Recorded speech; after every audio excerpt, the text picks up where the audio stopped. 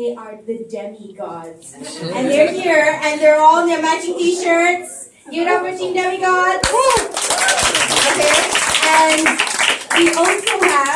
we also have the Poetry Cafe KL Youth Slam Champions. So there's a champion, there's a runner-up, and the second runner-up, and they're all here to show you how they killed it at the slam. So they're here as well. And then we have like a motherload of open micers lah. A duo open mic will be from Team Demigods. Team Demigods was put together by their friend who couldn't be here tonight. Her name is Amanda, and she directed them, curated them, and put them all together into this team of amazing spoken word. So let's give it up. Let's give it up for one forgetful tween and one motormouth tween. Together they make a creative team that none can compare to. Give it up for Haiqal Nabila, everybody!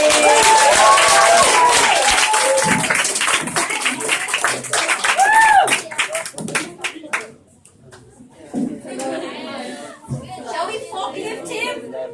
Yes? Alright! He made it! Alright!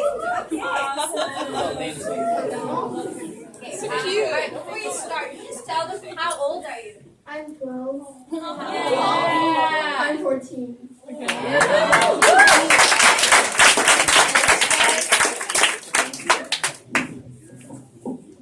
Hi, my name is Nabila. Hi, my name is Haiqal. And the poem we're reading tonight is called Masterpiece. Deja vu struck me the moment I saw her, staring at a painting in an art museum. Her dark, long, wavy hair reminded me of Van Gogh's painting, wavy and beautiful. I stared into the painting, drawn into the heart of the sea. It shone through the pulse of my heart. Your lips were the color of bright red, like fresh red flowers under the blue sky. Your sparkling eyes are brighter than any painting I've ever seen. If I could describe you, I would say that you are a work of art.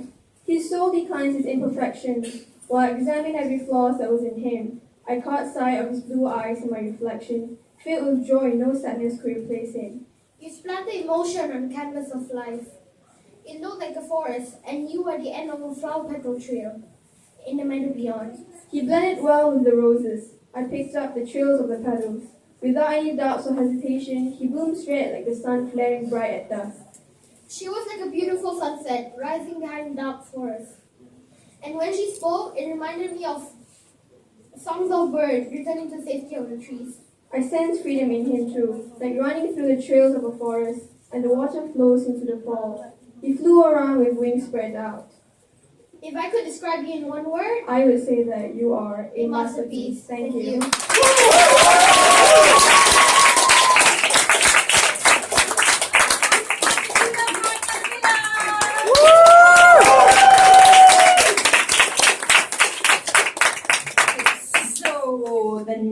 The next duo of poets are two people that are born on the same day, and obviously they were made to read duet poetry. Obviously, right? Give it up for the twins, James and Josh.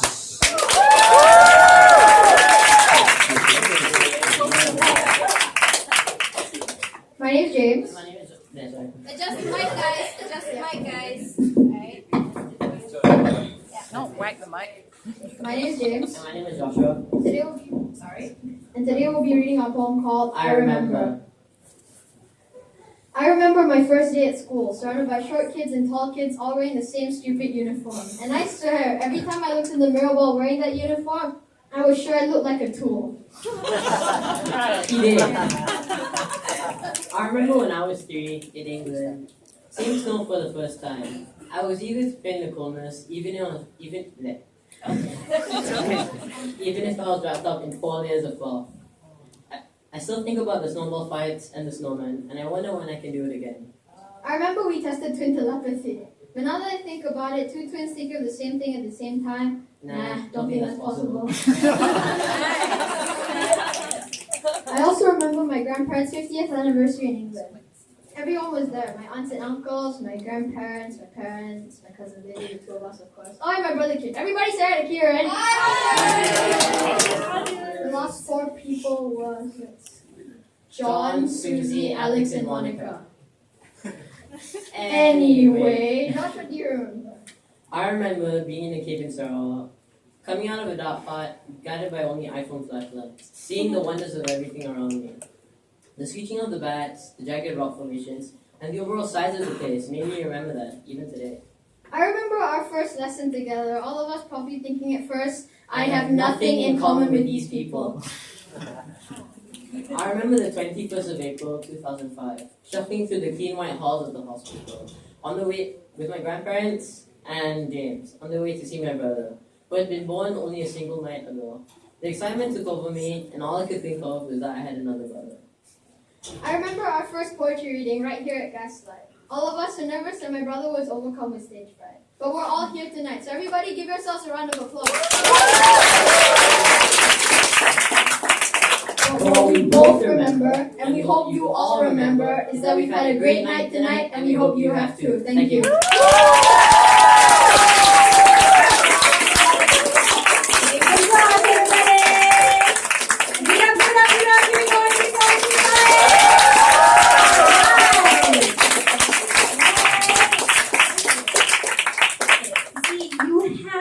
Genetically connected to make that kind of synchrony, right?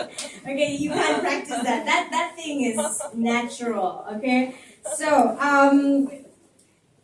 next up we have the little brother. All right, we have their little brother, and he's gonna do a duet with Laura. And well, basically, let me introduce them now. All right. They are the dynamic duo of Team Demigods. And in a world of fantasy and hope, you are sure to find them there. Put your hands together for Laura and Kieran, everybody.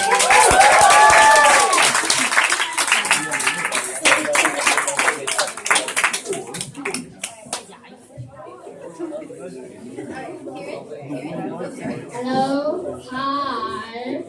Guys, can you hear Kieran? No, I can't hear How her. old are you? I'm 10. Oh. Suck it, poets!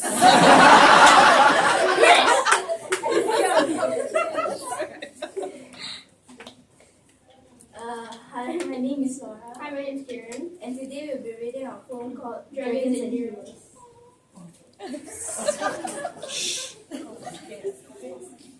In the world of heroes and dragons, dragons were evil and hunted down by heroes. All dragons were hunted down, not one was left. They fought back and forth. Like in a chess battle they were The playing. king of all dragons came to the front of the line.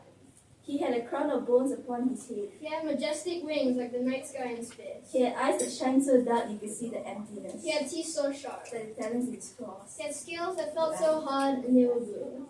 He Breathed fire that scorched human skin. The dragon stared cruelly at the leader of the heroes. The leader stared back at the king. He had a black cape behind his back flowing in the wind. He had brown hair like the leaves in fall as they die. His eyes were blue like the ocean so much that you felt like you were drowning. His grin was much like a psychopath. His head leaned to one side. The two were intimidated by the other. Both stood their ground. The two armies posed to fight. It was a battle before your eyes. Both sides were losing, but they didn't stop. Not there, not now, not when they have already The started. battle lasted for days, Weeks, months. then years. Sword in one hand, shield in the other, the heroes charged, hoping that they would win. The dragons roared, the king in the lead, stretching their sharp claws, knowing that they will win. One by one, dragons and heroes fell. Still, there was 5 heroes with their leader. 20 dragons, the king standing mighty and tall. The leader of the heroes found a way through all those scales, killing the king. The dragons roared with such anger that the heroes fled, They ran for their lives in heat. knowing that one day the dragons will be back. Thank you. Alright, good, everybody! Okay, Laura, is your family here? Yes, mom, dad, proud mom are hello family. Okay, mom and dad of Kieran, are you guys proud? Of Oh, course. yeah, you killed it, Kieran. Alright, you killed it this time. Alright, that's awesome. Okay, now there's some more poetry from Team Demigods, alright? I've been rationing you guys, because I don't want to spend all of you guys. I'm gonna keep you guys a little bit. Okay, now we're gonna go back to the grown-up poets.